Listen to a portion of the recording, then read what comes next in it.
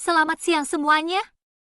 Hari ini kita akan membahas tentang fenomena yang mengubah cara kita berbelanja, yaitu e-commerce. Kita akan melihat bagaimana e-commerce telah merevolusi cara kita berbelanja dan berdampak besar pada ekonomi digital. Yuk, kita mulai. E-commerce adalah kegiatan jual beli barang atau jasa yang dilakukan secara elektronik melalui internet.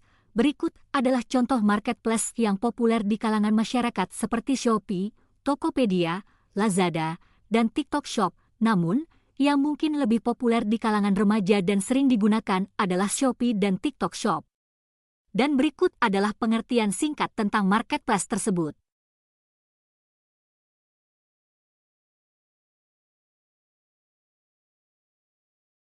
E-commerce terhadap ekonomi digital memiliki dampak positif antara lain.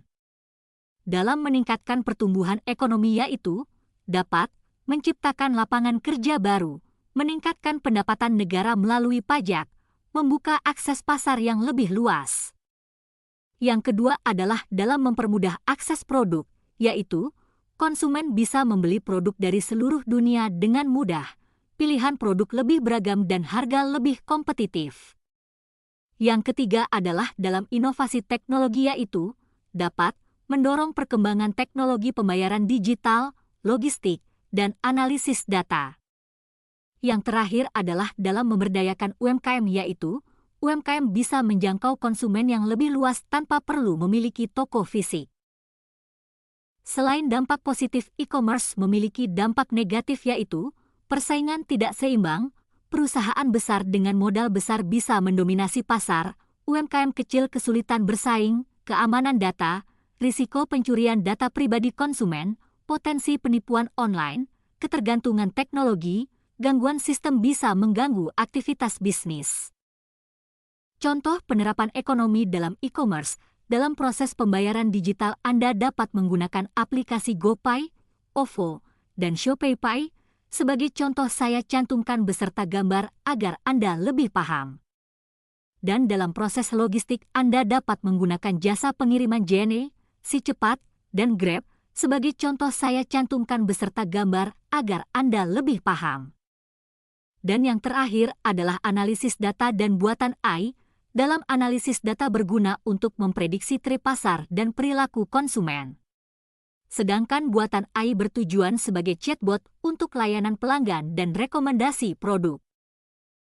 Dalam beberapa tahun terakhir sangat banyak sekali tren terbaru dalam e-commerce seperti social commerce, live commerce, dan personalisasi. Tapi, apa sih maksudnya? Yuk kita bahas. Kita akan bahas satu-satu dari social commerce.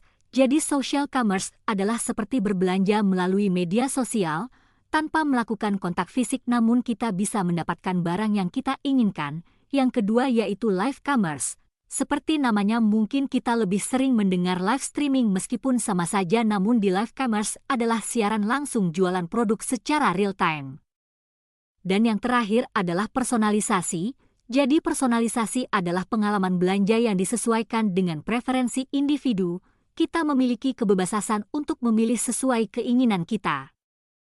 Tantangan di masa depan adalah regulasi yang belum jelas, persaingan yang semakin ketat, dan keamanan data, dan peluang di masa depan adalah pertumbuhan pasar yang pesat, perkembangan teknologi yang cepat, dan munculnya pasar-pasar baru.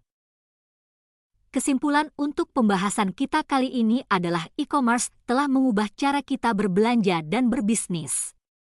Dampaknya sangat signifikan terhadap ekonomi digital. Untuk memaksimalkan manfaatnya,